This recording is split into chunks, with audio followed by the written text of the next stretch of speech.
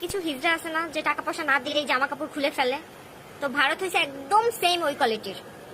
হ্যাঁ, ওরা তো আর কিছু পারে না, শুধু পারে কি বাত খুলে দিতে, একদম হিজড়াদের মতো।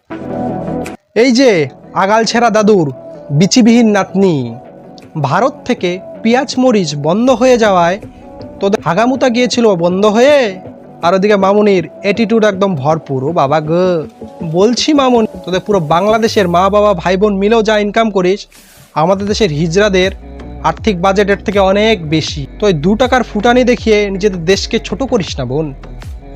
আর রইল বাত খোলা পানি ছাড়ার কথা, সেটা ভারতের পৈতৃক সম্পত্তি না, সেটা প্রকৃতির দান। আগে নিজে বাঁচো, পরে অন্যকে বাঁচাও। তাছাড়া তোদেরকে বাঁচিয়ে কি হবে? এহসান ফারমোস, মির্জাফর। পাকিস্তানের হাত থেকে তোদের বাঁচিয়ে খাল কেটে কুমির এনেছিলাম, বর্তমানে পস্তাচ্ছি।